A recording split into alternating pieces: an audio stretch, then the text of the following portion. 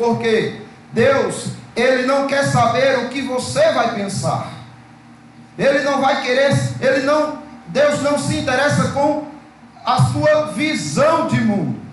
Ele se interessa com o que você precisa. O pastor não deve pregar o que ele imagina que o povo vai gostar ou não. O pastor deve pregar o que a Escritura fala.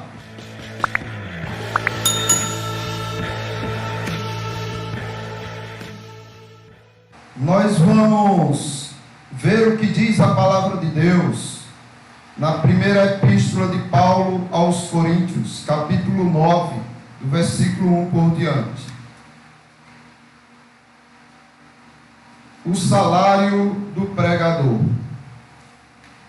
Assim diz a palavra de Deus: não sou eu, porventura, livre? Não sou eu apóstolo? Não vi Jesus, nosso Senhor? Acaso não sois fruto do meu trabalho no Senhor? Se não sou apóstolo para outrem, certamente o sou para vós outros, porque vós sois o selo do meu apostolado no Senhor. A minha defesa perante os que me interpelam é esta: não temos nós o direito de comer e beber, e também o de fazer-nos acompanhar de uma mulher irmã, como fazem os demais apóstolos e os irmãos do Senhor e Cefas? Quem jamais vai à guerra à sua própria custa? Quem planta a vinha e não come do seu fruto? Ou quem apacenta um rebanho e não se alimenta do leite do rebanho? Porventura, falo isso como homem, ou não diz também a lei? Porque na lei de Moisés está escrito: não atarás a boca ao boi quando pisa o trigo. Acaso é com bois que Deus se preocupa? Ou é seguramente por nós que ele o diz? Certo que é por nós que está escrito: pois o que lavra cumpre fazê-lo com esperança, e o que pisa o trigo, faça-o na esperança de receber a parte que lhe é devida. Se nós vos semeamos as coisas espirituais, será muito recolhermos de vós bens materiais? Se outros participam desse direito sobre vós, não o temos nós em maior medida? Entretanto, não usamos desse direito, antes suportamos tudo, para não criarmos qualquer obstáculo ao Evangelho de Cristo. Não sabeis vós que os que prestam serviços sagrados do próprio templo se alimenta, e quem serve ao altar, do altar tira seu mantimento? Assim ordenou também o Senhor aos que pregam o Evangelho, que vivam do Evangelho.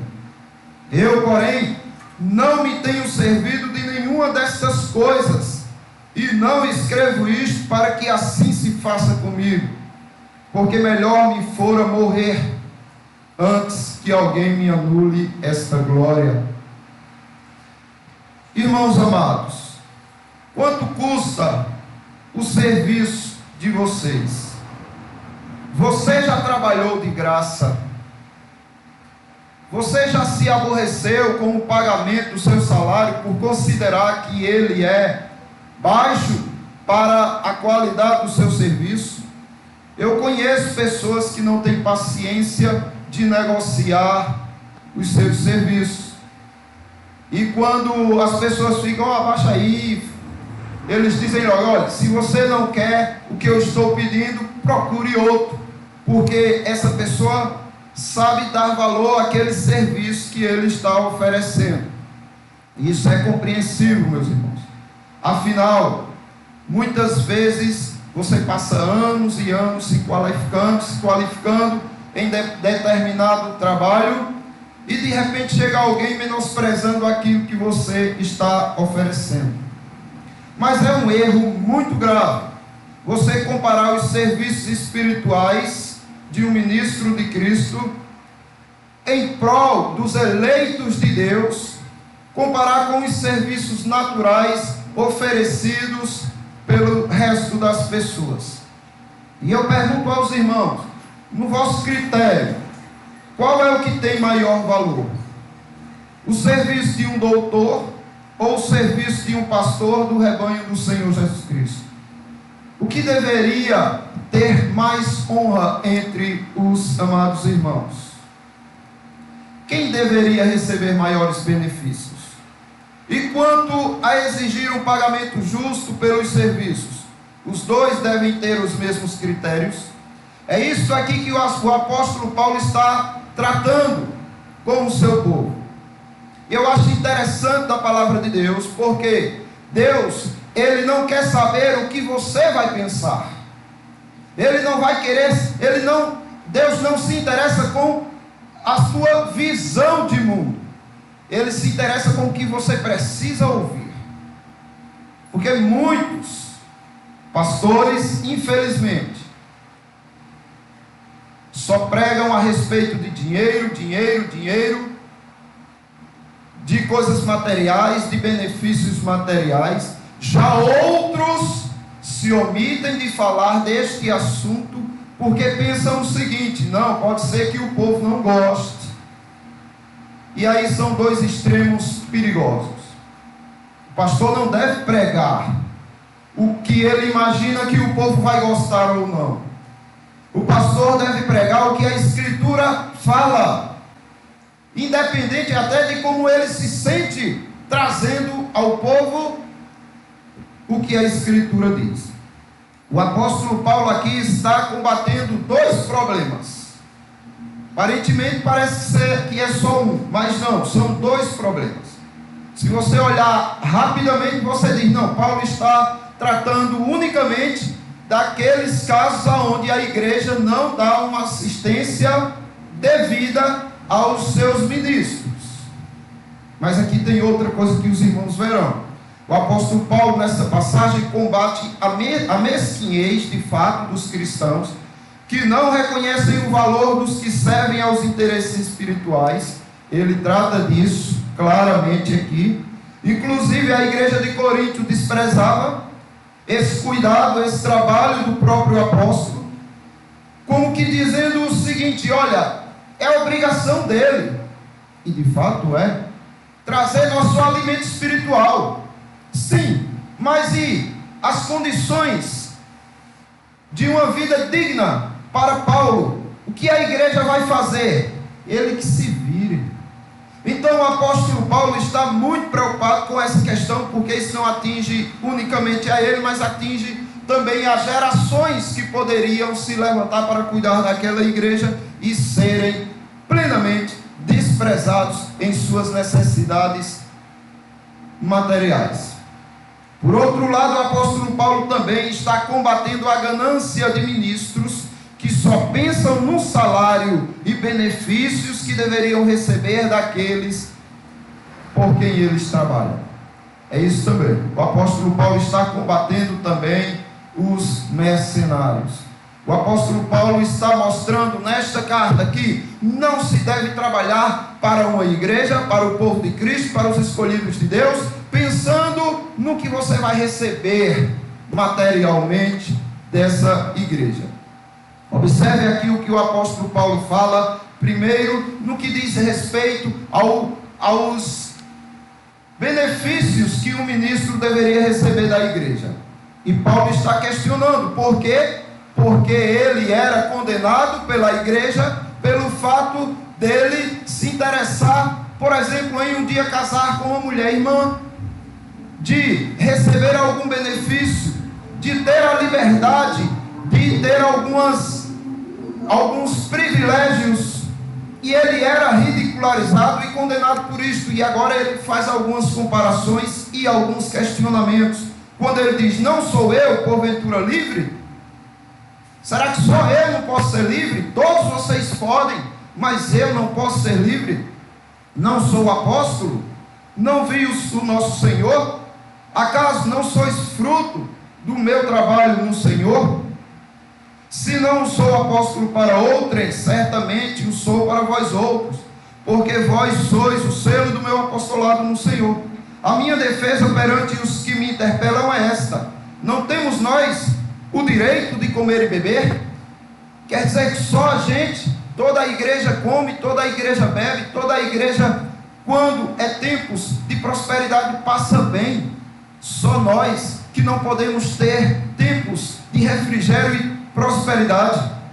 E também o de fazer-nos acompanhar de uma mulher irmã, como fazem os demais apóstolos. Então todos os apóstolos tinham uma esposa, irmã em Cristo.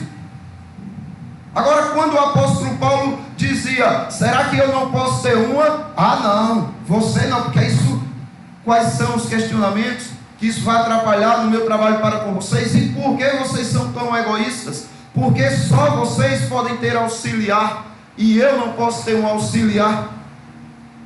E não só os apóstolos tinham uma esposa irmã, como também os irmãos de Jesus, que se converteram, também tinham esposas irmãs. E o próprio Pedro, que era considerado a coluna entre os apóstolos. Aqui nós vemos que Paulo condena aqueles que acham que os ministros não podem ter descanso, não podem ter lazer, nem auxiliar, nem mesmo de ter o que comer. Paulo mostra o exemplo de outros apóstolos, como os irmãos de Jesus, o próprio Pedro, junto com que recebiam benefícios através do trabalho deles. Para eles era como se ninguém vivesse do Evangelho deveria ter qualquer tipo de regalias. Ninguém que vivesse do Evangelho deveria ter tipo de regalias. Eles pensavam assim: olha, veio nos servir, então sirva, e a gente não tem nenhuma responsabilidade com você.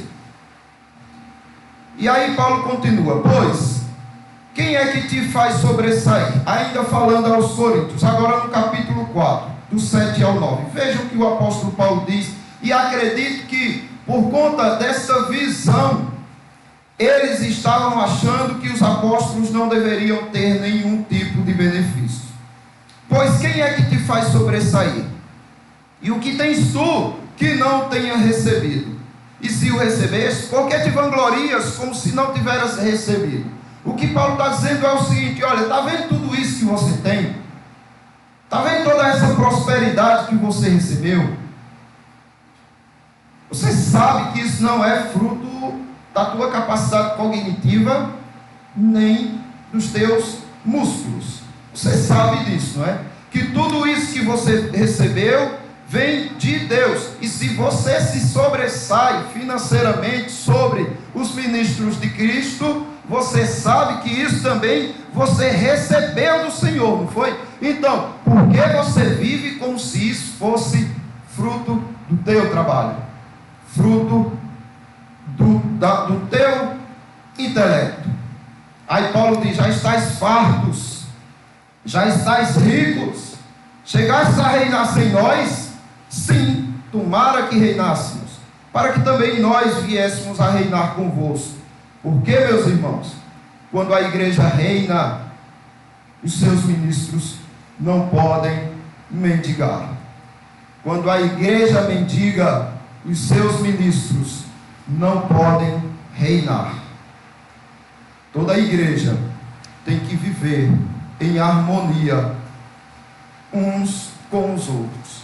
Porque a mim me parece que Deus nos pôs a nós, os apóstolos, em último lugar, como se fôssemos condenados à morte, porque nos tornamos espetáculo ao mundo, tanto a anjos como a homens.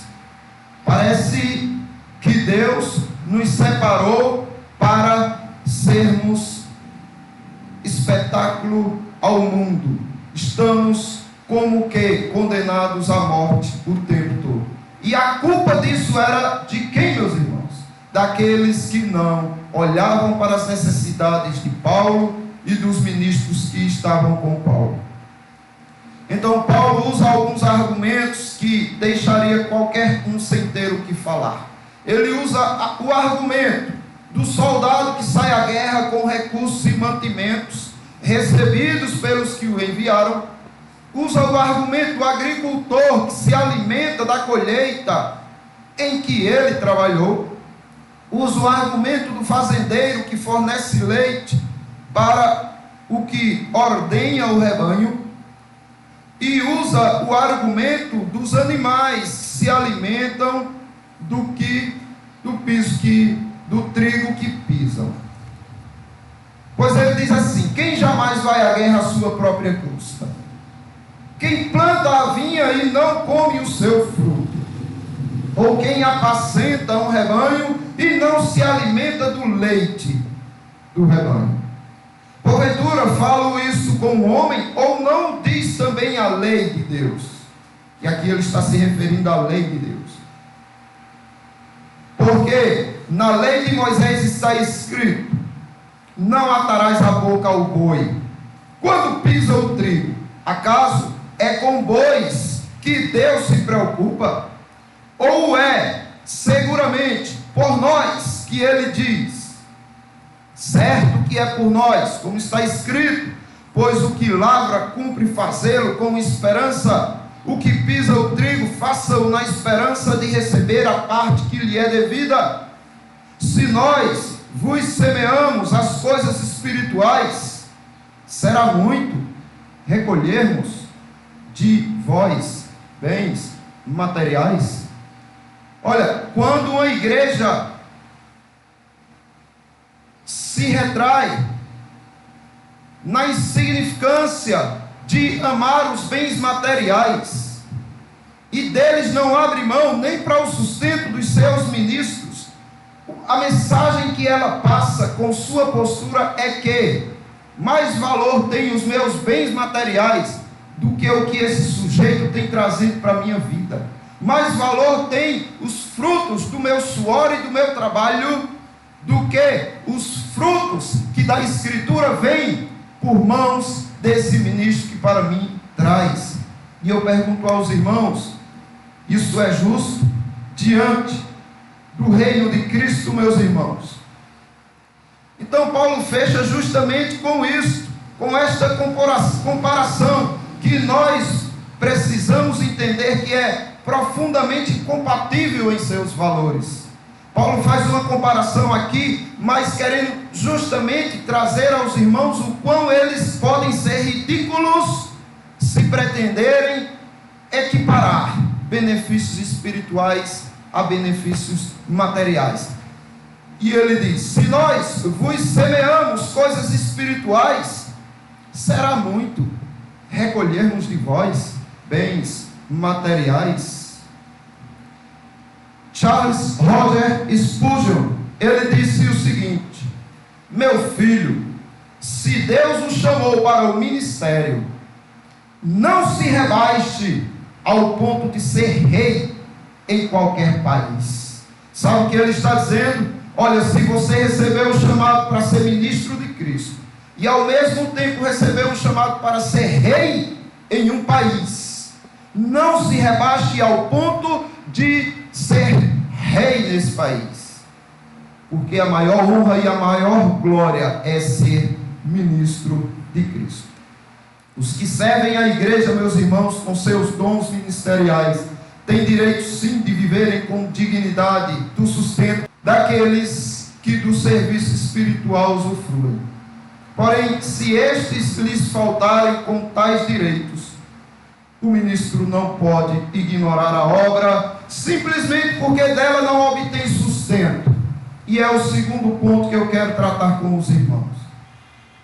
Porque quero deixar bem claro que louvo a Deus pelo espírito desta igreja, que muitas vezes deixa de pensar em si mesma para pensar nos seus ministros. Mas recentemente eu tive contato com uma pessoa que me contou algo que eu confesso aos irmãos que me deixou muito assustado com tal comportamento. Uma igreja fechou, e a pessoa que me trouxe essa notícia disse o seguinte: olha, ela fechou. Depois eu fui saber o motivo e não era esse o motivo. Ele disse: olha, a igreja fechou. E eu perguntei: mas qual foi o motivo? Por quê? Porque ela não estava em condições de sustentar o seu ministro. E o ministro disse: eu não vou ficar, porque eu não vou trabalhar de graça. E a igreja fechou suas portas. Graças a Deus que não foi esse o verdadeiro motivo, mas tem muitos que assim o fazem, e tem muitos que assim pensam que é certo se fazer. Mas aqui Paulo vai tratar justamente deste outro caso. Ele tratou do caso da igreja que ignora as necessidades dos seus ministros, e agora vai tratar de ministros que não se doam se não tiverem benefícios materiais em retorno. Ele deve buscar, o ministro, sustento em outros meios legais que Deus se agrada, mas jamais abandonar o rebanho pela falta desses recursos. É assim que um ministro deve se portar. Deus o confiou à igreja, a igreja não tem condições, ou a igreja ignora as suas necessidades. O que ele faz? Fecha a igreja e vai embora? Não, meus irmãos. O ministro não pode ignorar a obra simplesmente porque dela não obtém sustento. Que vá atrás de outros meios. Mas isso vai ficar em déficit com a obra. Sim, e a igreja não vai poder reclamar, porque ela escolheu assim, ou não tem condições para sustentar o seu ministro. E aí, como eu disse para os irmãos, essa pessoa trouxe essa notícia, e eu digo: será possível que vai ser assim, que não se trabalha de graça? E eu digo isso de graça entre aspas, porque para Cristo não se trabalha de graça. Ele não deixa de abençoar aquele que pela sua obra se dedica. Será que deve abandonar? Eu pergunto: é uma pessoa que desiste de cuidar da igreja porque ela não lhe dá o sustento necessário? Eu pergunto: será que o Senhor Jesus Cristo agiria da mesma maneira, meus irmãos? Parem e pensem. Jesus Cristo cuidando de um povo, de um rebanho, e esse povo não lhe dá os recursos do sustento. Os irmãos acham mesmo que Jesus Cristo ia dar as costas para esse povo? Será que os apóstolos agiriam assim? Será que os pastores fiéis do Senhor agiriam assim? Ou essa postura é exclusiva, é singular dos mercenários? Eu digo, é exclusiva de mercenários. Pois o apóstolo Paulo deixa bem claro a respeito do assunto quando ele diz: se outros participam desse direito sobre vós, não temos nós em maior medida? Entretanto, não usamos desse direito, antes suportamos tudo, para não criarmos qualquer obstáculo ao Evangelho de Cristo. O que o apóstolo Paulo está dizendo aqui, sabe o que é, meus irmãos? Olha, outras pessoas recebem benefícios por parte de vocês, e simplesmente porque ofertam algum trabalho a vocês. Por exemplo, se você é um comerciante e tem funcionários, esse funcionário trabalha para você, no final do mês você chega e paga, porque você considera que o serviço dele é digno de receber o salário. Agora eu pergunto: será que nós em maior medida não tínhamos também o mesmo direito, se trabalhamos para vocês, no que diz respeito ao que é bom para a vida espiritual de vocês? Só que o apóstolo Paulo diz: mas nós, ele e aqueles que com ele estavam, não usava desse direito com a igreja de Corinto. Não usava desse direito. Antes, eles suportavam tudo, seja pobreza, seja necessidade, seja passar por ridículo, mas eles suportavam, para que aqueles irmãos não achassem que eles serviam apenas e meramente por causa dos recursos que dela poderiam obter. Não sabeis vós que os que prestam serviços sagrados do próprio templo se alimentam, e quem serve ao altar, do altar tira seu sustento? Assim ordenou também o Senhor aos que pregam o Evangelho, que vivam do Evangelho. Eu, porém, não me tenho servido de nenhuma destas coisas, e não escrevo isto para que assim se faça comigo, porque melhor me fora morrer antes que alguém anule esta glória.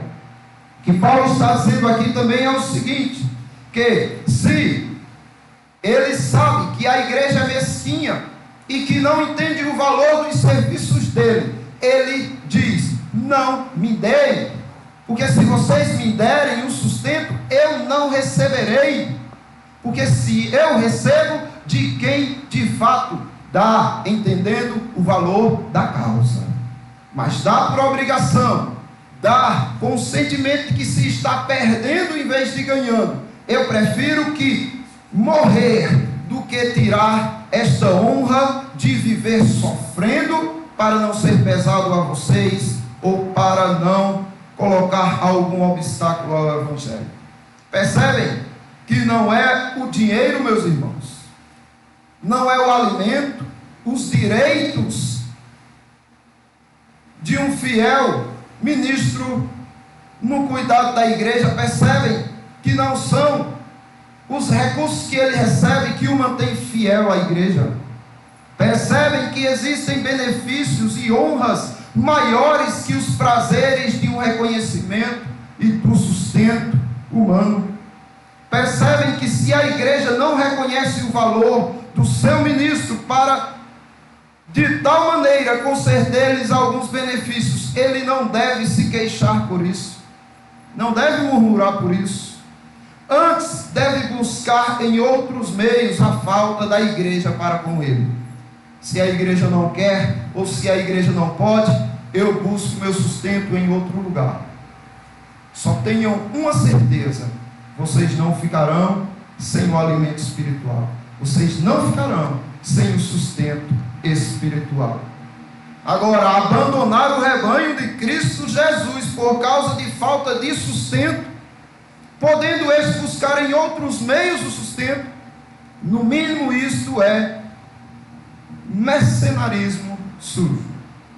Quando a igreja entenderá o valor dos seus ministros, a ponto de buscarem para eles uma boa qualidade de vida.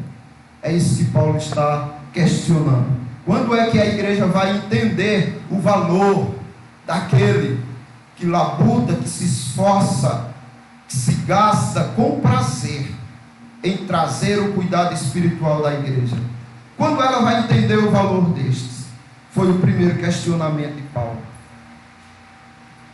E o outro questionamento de Paulo é: quando os ministros entenderão que seu cuidado do rebanho do Senhor Jesus não pode se fundamentar no sustento e recompensa vinda por parte da igreja ou de qualquer que seja neste mundo, Cristo Jesus sustentará aquele ministro fiel que serve mesmo sob necessidades e dificuldades pela falta do cuidado da igreja para com ele.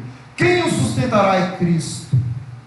Cristo não abandona seus fiéis, ainda que permita que eles passem por algumas provações, porque nestas provações se distinguirão os mercenários e os fiéis. O mercenário logo dirá: não posso sofrer tanto por servir uma igreja que não me reconhece, que não me traz nenhum retorno material, e foge porque vê a dificuldade, porque vê o lobo, foge. Já o ministro fiel diz: se a igreja não reconhece, mas necessita do alimento espiritual, que eu passe fome, mas que ela não padeça espiritualmente, e o Senhor cuidará desse ministro. Meus irmãos, eu encerro clamando a todos que reflitam na palavra de Deus E se vocês têm algo a fazer pela obra de Cristo, não façam pensando em retorno financeiro. Não, meus irmãos. É um direito de vocês ter algum retorno, sim. E é Deus que dá esse direito. Mas Deus não quer que isso seja feito por obrigação, com tristeza no coração. E se não vem por alegria, não forcem a igreja. Façam de graça para homens, sabendo que vocês estarão sendo recompensados ricamente pelo próprio Senhor Jesus Cristo. E a igreja desperte, falo para todas as igrejas, despertem para entender o valor do alimento espiritual que é preparado e trazido para vocês com carinho e amor. Que Deus abençoe a todos.